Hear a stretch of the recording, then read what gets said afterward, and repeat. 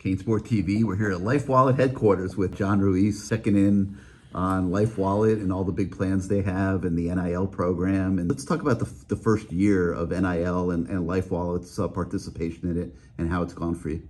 So look, I think like with anything else, especially in the business world, there was a new phenomena, right? So players can get paid and people didn't really understand how that was going to work out and how it needed to work out.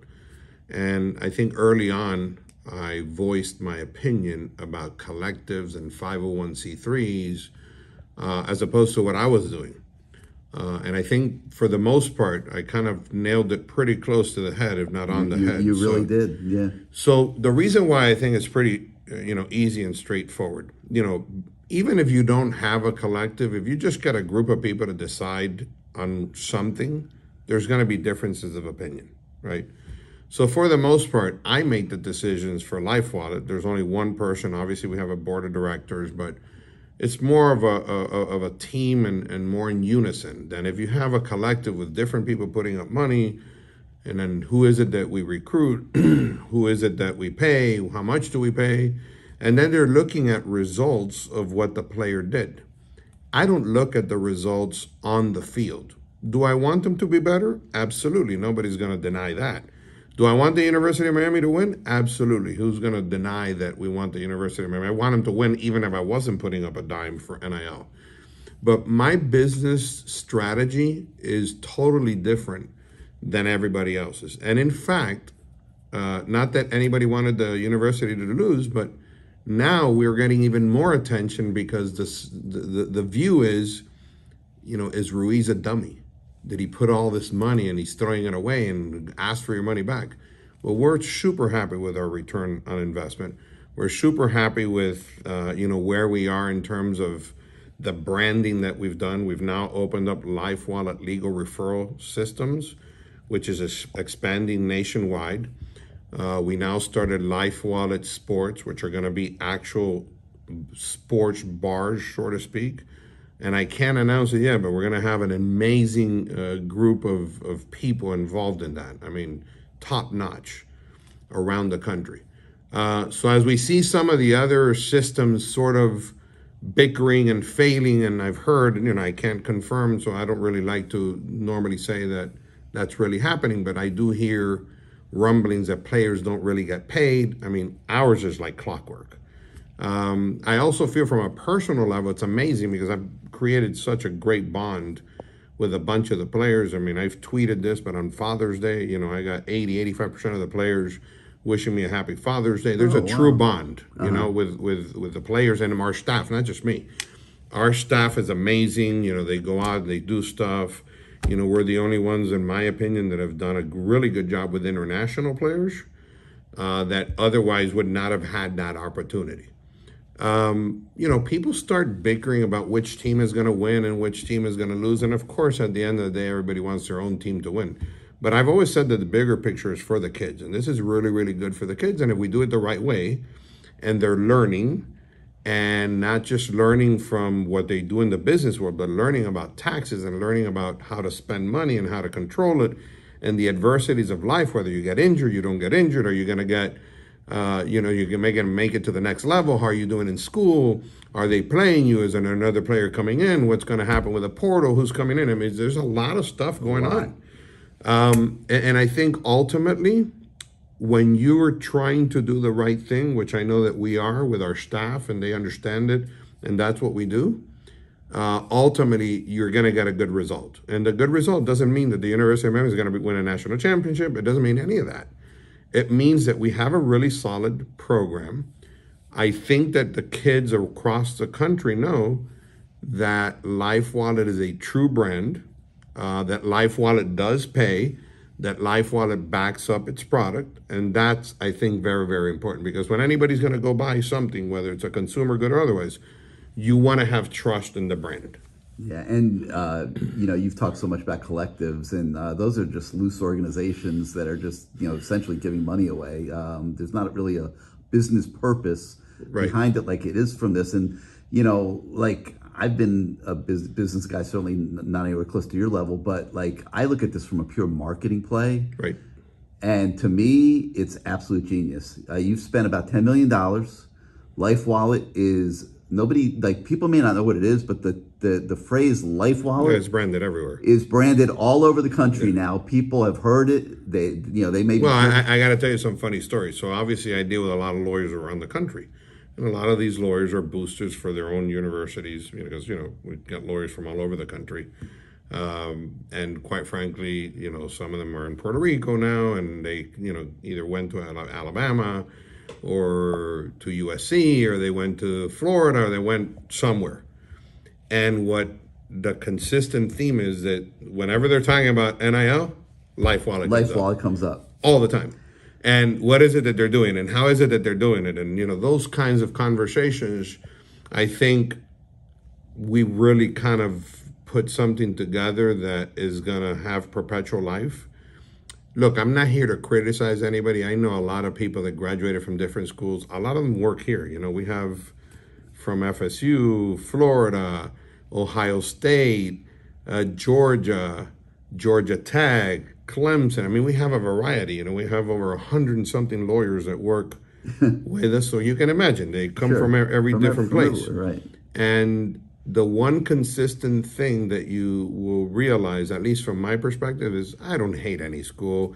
I mean, obviously, I tweet back because it's fun. Well, not only is it fun, You're but having a good time. But it upsets me that people will cast doubts on what the University of Miami is doing.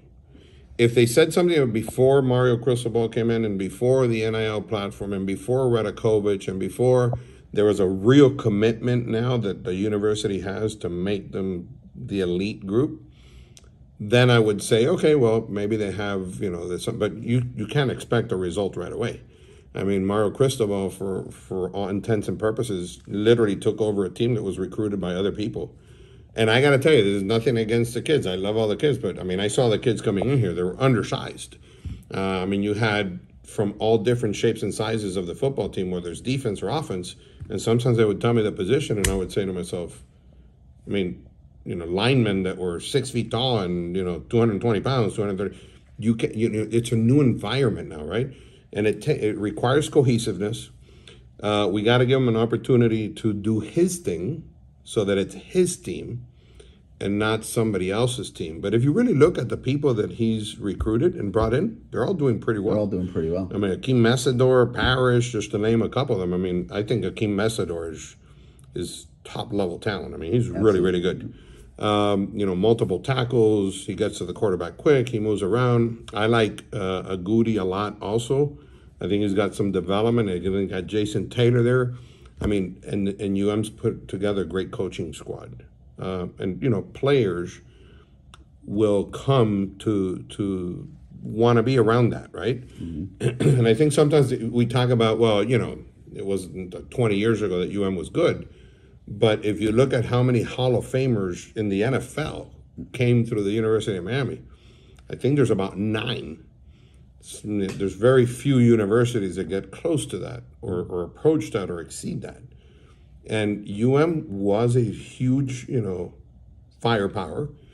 That environment is still there. Some people will say that Jimmy Johnson is not the best coach. To me, he's the best coach because he excelled at the college level. He excelled at the professional level. And, just his knowledge of the game, his intensity, his tenacity.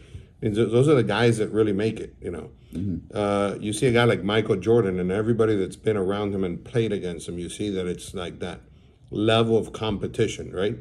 That's Mario Cristobal. Mario Cristobal is that personality. Yes. He is that Jimmy Johnson. He is that Michael Jordan. And I can equate with that because that's my personality. Right. I'm trying to be nice to everybody, but I'm the most competitive person that you'll see out there. I don't want to lose. And I'll put the time and effort into not losing, but I'll do it within the rules, right? And that I think is important because that's going to carry a long way. But from a pure marketing standpoint, I mean, $10 million to take a brand and have it be known all across the country, to have it talked about as much as this brand is talked about. Now you're taking it, you're expanding it to new divisions. You're going to open up sports facilities, Yes. sports bars potentially with the LifeWallet name on it. There's going to be crossover with all the NIL athletes and things like that. From a pure marketing business standpoint, this is textbook, John. Well, look, I don't want to say it's textbook because at the end of the day, I strategize. It's going to be in textbooks. It will be in textbooks. I mean, look, again, I'm the type of person that I try to envision what's going to happen, right? And when I set it up the way that I set it up because along the way, even though I'm an attorney, I think everybody knows the story. I started with nothing. I started with $800 that my dad loaned me from his credit card. And people don't realize that the reason why I've been able to make most of my companies work is, I can lawyer, I can fight against the best. I've done very well as a lawyer.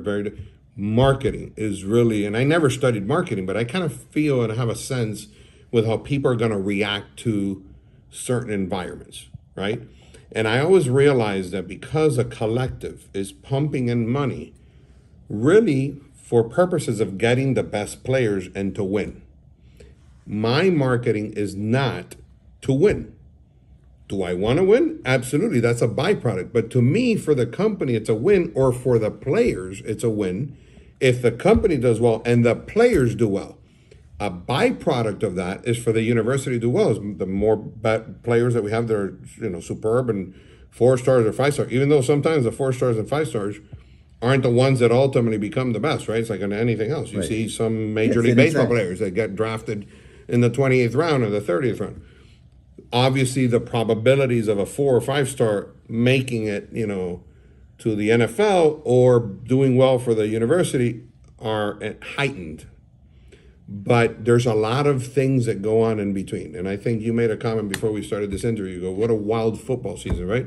Texas A&M. I mean, nobody thought Miami was going to be 4-4 at this stage before playing FSU, but they've had a lot of injuries too. I mean, I think the pivotal point, quite frankly, which happens to be, and I'll voice it publicly because I have on Twitter, my favorite player is Xavier Restrepo. Ever since he got injured is when we started to lose. Now, is that the reason why we started to lose? Probably not by itself, but he is a sure-handed receiver. He's a big part of it. He gets open, and I think he's a great part of that offense. And, the fact that he's so close with Tyler Van Dyke, I think is like a cushion for Tyler that he knows and they understand each other. A lot of things in the world work that way. When I go try cases, I have lawyers that are second chairs and sit next to me that prepare the cases, that they know what I want, they know what I need, and we know each other. There's chemistry. And you can have all the talent in the world, but you got to have chemistry. No doubt. So you have all these new divisions now, and people say, is John Ruiz going to stay on board? Is the NIL program that he's created going to last into 2 years and 3 years? When the fact of the matter is, you're going to end up increasing the budget because of these new divisions that you're starting that are also going to involve NIL. That, and nobody's been able to replicate what we do at LifeWallet. And because of that, we pretty much were very unique and pioneered the market, and we still are, and nobody can replicate what we have because we didn't create the companies for NIL. They were already there. LifeWallet / MSP has medical departments, data departments, marketing departments, lawyering. There's now restaurant. There's so much of it that it's so expensive, and it's hard to get a company at that level that can make decisions to move along the environment and do it for a return on investment, as opposed to, these people get tired. Like, if you're putting money in a collective, your team's not winning, you're just second guessing yourself. I'm not going to throw in 50 to 100,000, 500,000. We're still losing. You lose that incentive, right? Whereas we don't, because for us, it's a completely different world. And I think that that's what really makes our program work. Now, let's talk about something. We've been talking about football only, right? Mm-hmm. Well, November 7th, starts basketball. Now, I am going to predict in a very conservative way that where our NIL is really going to show in terms of branding is going to be with basketball. Because Nigel Pack is going to be put under a microscope. Yep. And that deal, which was the one that according to ESPN, made us the kings of NIL, is the one under the microscope. Now, I don't know how he's going to do during the season, but I've heard he's lights out. From everybody that's told me that they see him, they say you leave him open, he's going to nail the shot. So I think it was a very good acquisition. It seems like UM's got a really strong basketball team. Like with anything else, they have to win the games on the court. But if you really look at it, the NIL from a LifeWallet perspective and a timing perspective, the result, if you wanted to equate results of NIL with money and winning and losing, which we don't do it that way, but if that's the way that the public wants to view it, put the basketball team to the test. If the basketball team doesn't play well and do well, because there you have Norchad Omier, we have Nigel Pack, and we have Isaiah Wong, and I have Walker too, right? They all have contracts, and now basketball is less players. It's 5 at a time versus football. There's so many of them. It's less than 10% of your budget for sure. Exactly. Probably 5-6% of your budget. Right. And you've got the best players on a team that's going to be one of the best in the ACC. Correct. And there should be crossover there. Correct. So we'll see. I mean, again, this is not a prediction that they're going to win, but we're looking good. We're looking good in terms of that. Now, did I pay Nigel Pack, $800,000 for 2 years because he was going to win? No. I paid him $800,000 because I knew that he was one of the best players in the portal at the time, and that was going to provide us with a lot of branding. Mm-hmm. And, knock on wood, right, that's the one that got over 6 million, hits on tweet. Now it's probably over 7 million. And that came out on ESPN, and he's been interviewed. He's a great young boy. His family's amazing. He speaks super well. I talk to him, all the time, meaning like back and forth with text message and stuff like that. Do you really? Yeah. I talk a lot of players. I get a lot of players, believe it or not, that call me for personal advice about business, not about sports. I want to do something, I know that football is not the rest of my life. I know baseball is not the rest of my life. I know basketball. I want to know what you think I should do moving forward, which is great. I mean, I feel great with that. And then Coach Jim Morris, who's teaching a course at the University of Miami, brings me on to his class, every now and then. And that's great because I think that what I have to offer is not, in the world of sports. I'm not a Mario Cristobal. I'm not anybody that has that level of talent. That's not my business. Do I know about it? Obviously I've coached Little League Baseball and football. That doesn't make me anywhere near the talent that you would need to have to be at the level these guys are at. Business and law and business. Yeah. I think I have, good experience in, and law as well, because I built everything sort of on my own, right? And you learn a lot when you build things on your own. So this thing's blowing up. LifeWallet's growing. The brand that you started from scratch. The name came from you guys, and nobody had ever heard of it before.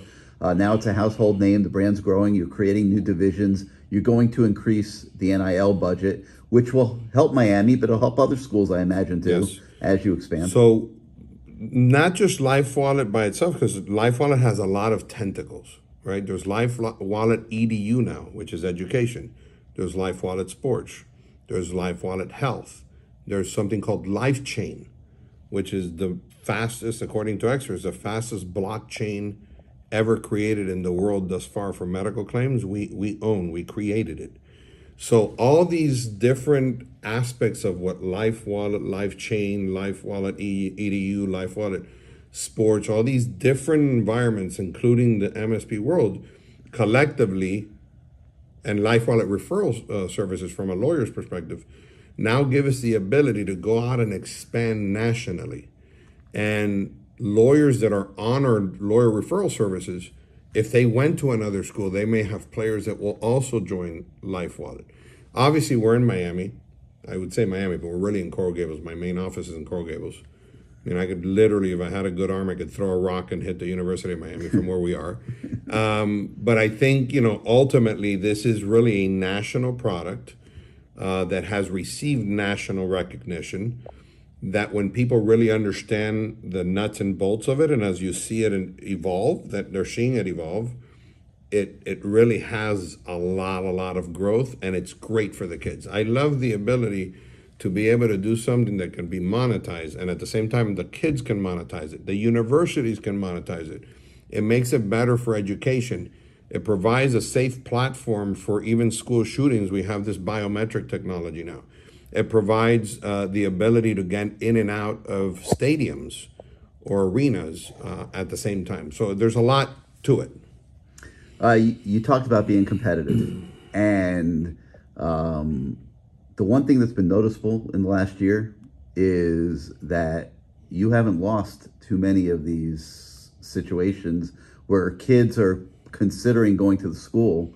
And I think there's a couple of reasons. One, you've treated every kid fairly. They're getting fair deals. Yep. And the others, they're getting paid. Like there hasn't been one kid that has said, "Oh, geez, I didn't get my check from John Ruiz." No, they get wires. They don't get checks. They get wired every 2 weeks. They're on payroll. Yeah. They're on payroll. There's no like ifs, ands, or buts. There's no delay. There's not. They get paid from a payroll company. So that's having a residual effect. There's no question about it. You know, just look at the way Miami's recruiting in both football and basketball. And kids are coming knowing that it's a safe landing spot for them, and that's helping quite a bit. But look, we can't take away from Coach Larrañaga and from Coach Cristobal, and even Gino DeMario on the baseball side. I mean, I know Gino more than I know Cristobal and I know Larrañaga, but these guys are built the right way. And at the end of the day, I don't care how much money you want to produce for purposes of an NIL deal. The players got to feel good. The families got to feel good. These coaches in recruiting are extremely talented. I know Mario is up there. I mean, he like and plus, not only that, but he really, really cares about the kids. Mm-hmm. This guy has a work ethic, which you know, I have a very good work ethic. There's very few people that have a better work ethic. And Coach Cristobal has the same work ethic that I have. From what I know, he sleeps 3.5 hours like I do. He's always working, and you could tell on his face when he gets interviewed that the team has lost. He doesn't want to lose. No. He's not a guy that just chuckles that off. He's very competitive. And when you have that kind of personality, those are the types of people that they don't sleep because they want to make sure that they make it right. Mm-hmm. And those are the kinds of leaders that you want. So somebody calls me the other day and points this out. I want to know your thoughts on it. The two of the most disappointing teams on the field in college football this year have been Texas A&M, obviously clearly number one by far, and people put Miami in that classification just because of the way the season's gone, and 4-4 and whatever, but they're the two leading schools in NIL.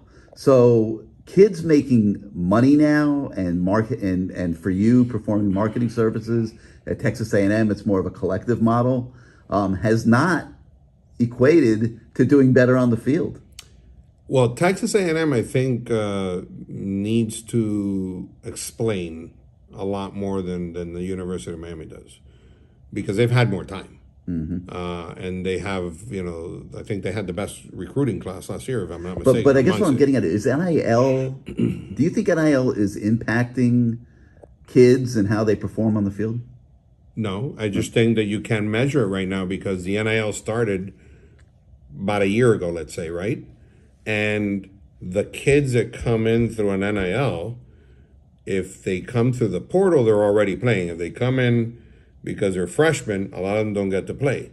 There has to be cohesiveness. I think that what you're looking at from the NIL world, I can talk about Miami because I know that story pretty well. Mm-hmm. The Texas A&M you know about because you read and you go to the games and you understand that world a little bit. But from a Miami point of view, if you really, really, really look at our NIL platform, 90 to 95% of the kids that have NIL deals were already on the team. Right. And the other 5, 6, 7%, I'm just talking about football now, right?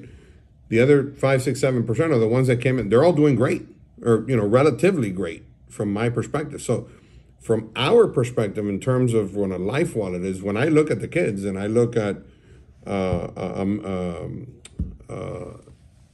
an Agouti, or or I look at Akeem, right, Messidor, and we're looking at what we did with those kids. They're good, Right. And the value that you would argue, right? I don't argue that because I'm not looking at winning and losing. I'm looking at what else they bring to the table. And we formulate that based on what we are doing at the moment, right? So we started off with introducing LifeWallet. Now we're going to move over to the LifeWallet legal referral services, right? So now we're going to get these kids to explain all the different cases that you see across the U.S. Is it a Roundup issue? Is it a talcum powder? How do these medications affect people? What are these things happening in society? They're learning at the same time that they're promoting what we're doing. So that's my vantage point. That's my return on investment. Can somebody argue, well, the people that are putting more money into NIL are not really winning on the field? I think it's too early to say that.